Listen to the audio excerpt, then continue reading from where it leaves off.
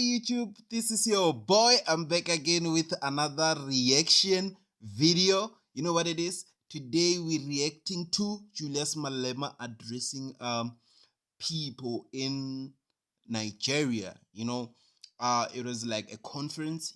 So Julius Malema was there also giving his speech, addressing the issue of xenophobia in South Africa, and Africa as a whole, So without further ado, let's get to the video.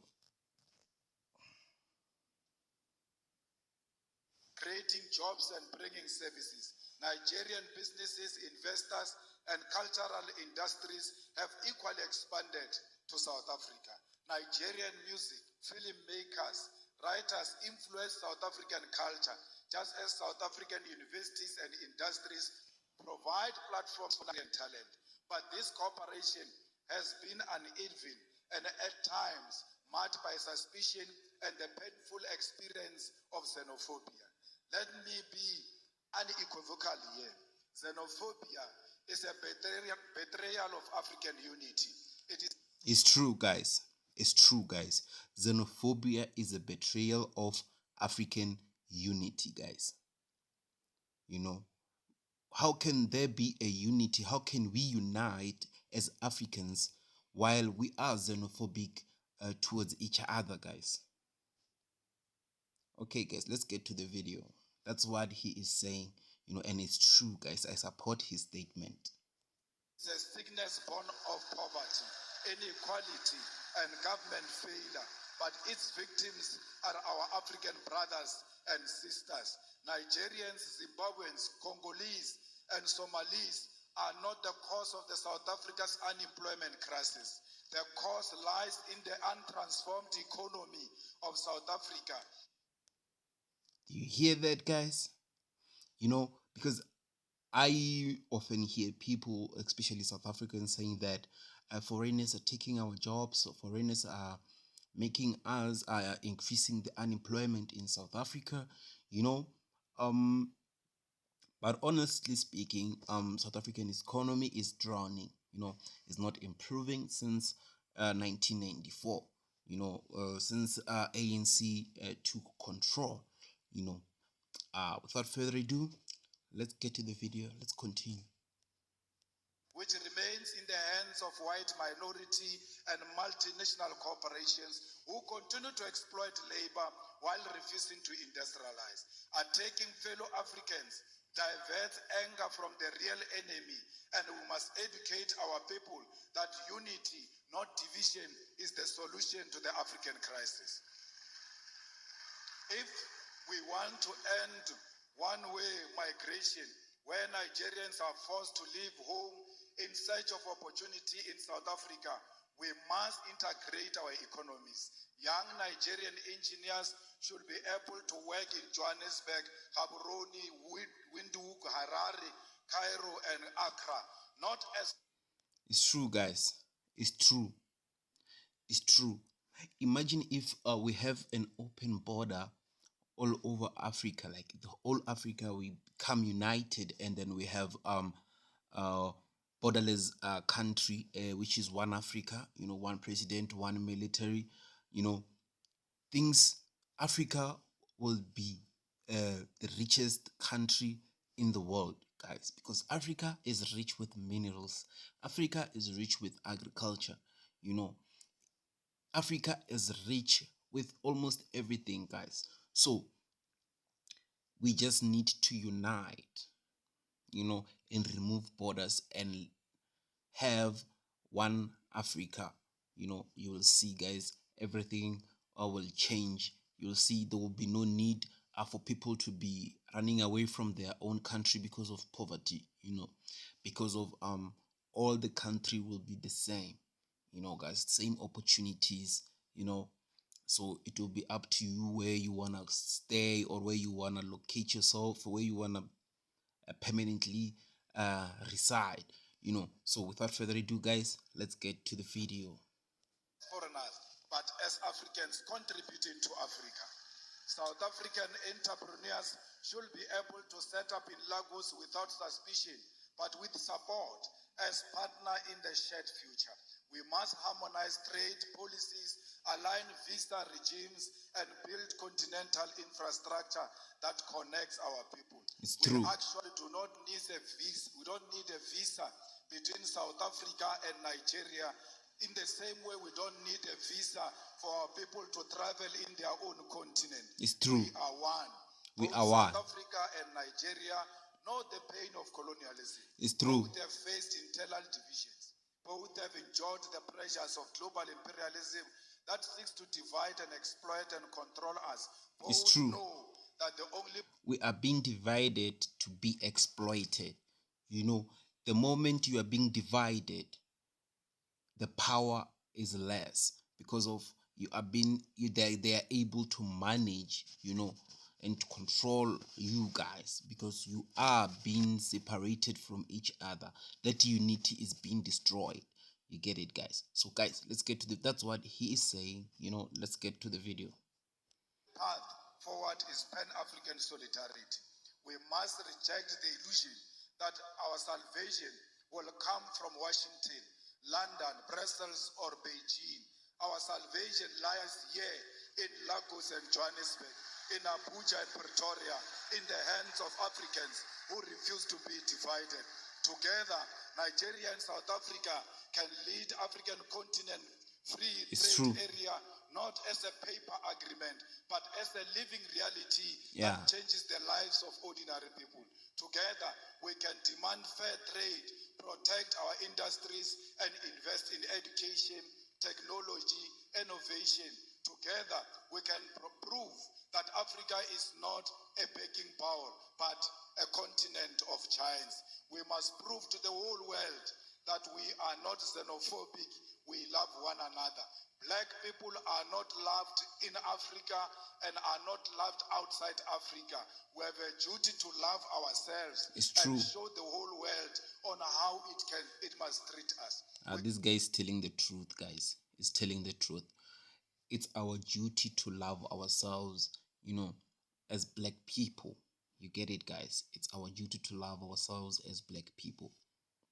Cannot treat each other badly and expect other people to treat us much better. How you treat your own brother and your own sister, it's how you teach others outside how they must treat you. The unity of our continent is paramount, and we must never associate with any xenophobic agenda that perpetuates the divisions in South Africa. It's true. Solidarity is what we need for each other. My comrades, as I close, I want to state that as Africans, our fight has never been confined to the borders. From the very beginning, the struggle of South Africa against apartheid, we knew that suffering of one oppressed people anywhere in the world is the suffering of all oppressed people everywhere. Yeah, it's true. It was in that spirit that South Africa, during its liberation struggle, was embraced by Nigeria and other African nations. It's true. Who declared that apartheid was not simply a South African problem, but an African and global crime. It's true. It is in that same spirit that today we say our liberation as Africans will remain incomplete if we turn a blind eye to the struggles of those who continue to suffer under occupation, colonialism, imperialism, and economic exploitation. It is this tradition of solidarity that compels us today to speak clearly on the struggle of other oppressed people. The EFF continues to stand firmly with Western Sahara, Palestine, Cuba, Haiti, the Democratic Republic of Congo as a commitment to international law and justice. In Western Sahara, Morocco's continued occupation violates the principle of the United Nations Charter and the African Union's Constitution Act, both of which enshrined the right to self-determination. The International Court of Justice affirmed in 1975 that Morocco had no sovereignty over Western Sahara. Yet, decades later, the Sahrawi people remain dispossessed. In Palestine, we are witnessing one of the gravest violations of international law in modern history. It's true. The apartheid regime of Israel has for decades defied UN resolutions the Geneva Conventions and international humanitarian law, collective punishment, the bombing of hospitals, the illegal taking of land, the killing of children, and the deliberate starvation of populations are crimes under the Roman Statute of the International Criminal Court. The world cannot remain neutral in the face of genocide. And just as apartheid South Africa was declared a crime against humanity, It's so true. too must be the international community recognize and act against Israel's apartheid and genocide. The importance of fighting on the level of the law was made evident in this case when the South African government took Israel to international court times when no other country will do so. This fight in international court when declared that indeed Israel was perpetuating genocide and that. Hear what he's saying. He's saying that the court declared that Israel was indeed doing a genocide in Palestine. It's true. I'm always saying this on my reaction videos when I talk about what the things that are happening in Palestine. You know, Israel is doing a genocide there. That's a genocide, pure genocide. You know. Let's continue. Sorry to say some support away from Israel and to embolden other countries to speak out. This fight also led to the International Criminal Court to issue a warrant of arrest for the Israeli Prime Minister Benjamin Netanyahu and his Minister of Defense for war crimes. This is the power of the legal fraternity in the global fight for the oppressed. However, the ICJ pace is slow and final judgment on charging Israel with genocide has not occurred yet. We must therefore confront the uncomfortable truth that the slow pace of these proceedings is not accidental, but reflects a global legal order designed and maintained under white supremacy. International law is swift and ruthless when prosecuting leaders of the global south, yet hesitant and cautious when dealing with crimes committed by Western powers or their allies. This is hypocrisy we must name without fear. When an African leader is accused, indictments are issued overnight, sanctions are imposed immediately, military interventions justified under the banner of international law. However, when Israel starves children in Gaza or the United States and its allies invade nations and topples governments, the same institutions suddenly discover restraint, complicity, and delay. As the legal fraternity of Africa, you cannot accept this double standard. You must be bold enough to create alternative and fair systems of accountability that do not bend to imperialist interests. If the so-called international community is unwilling to deliver justice in real time, then Africa must advance its own courts, its own tribunals, its own instruments of solidarity and protection. It's Just true. as we build liberation movements when colonialism denied us freedom, so too must we build new legal institutions when the existing ones fail us. It's In true. Cuba, for over 60 years, the United States has imposed an economic blockade in contravention of international law, including the principle of non-interference and the sovereign right of nations to choose their social and economic system. Despite this, Cuba has demonstrated a profound commitment to human solidarity, sending doctors across the globe, including to Africa, welcoming Africans into their classrooms and participating in the liberation of the oppressed. Cuba never sent their soldiers anywhere to kill anyone. Instead, they send their doctors all over to go and save life. The tragedy of Haiti is one of historical injustice. Haiti's revolution was first declaration of black freedom in the modern world, yet it was punished with centuries of economic sabotage and enforced debt. Contrary to any principle of justice, today Haiti suffers from foreign interference, It's true. the denial of sovereignty, and the imposition of external governance. International law demands reparation, debt cancellation, and the withdrawal of foreign forces so that Haiti can govern itself in dignity. We have seen DRC not experiencing peace because of its mineral resources.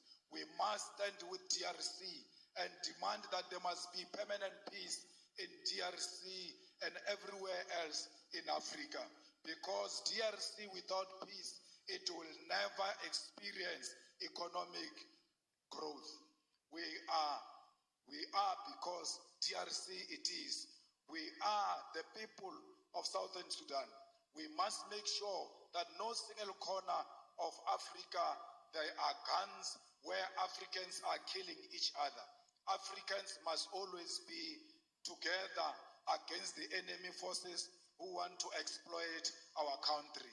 We are here today to reclaim our land. We want the land of Africa to be returned to Africa because it belongs to the Africans. We want the minerals of Africa to be returned to the Africans because that's where they belong. We want to build industries in Africa and process our minerals here in Africa. We've got the capacity. We must never allow the imperialist forces to divide us in order to take our minerals from us. We demand one Africa. We demand borderless Africa.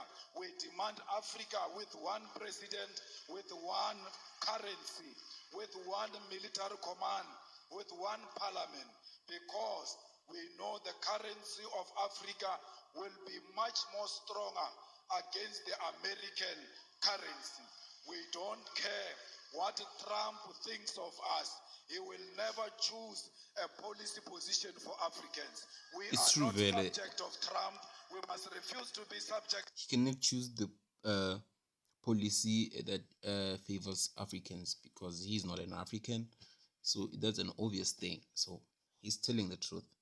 Of Trump, we must stand together as the world changes and show the world that Africa is one and Africa is equal to all nations, to China, to Russia, to America. We are not just a small nation. We are a big nation. We are not a dark continent. How can we be dark when we've got diamond that is shining amongst us? We are a shining nation. I thank you. Thank you guys for watching the video. Thank you guys. You've heard the message. Julius Malema delivered a very powerful message. It was very informative and it's very encouraging. So South Africa right now is on a journey to a borderless continent. Uh, they are on a journey to I can say to a better life, to new opportunities. You get it? So without further ado, guys, hit the like button and the comment section. We are on the road to 4,000 subscribers. I really thank you guys for subscribing and watching my videos. Ta-da! Bye.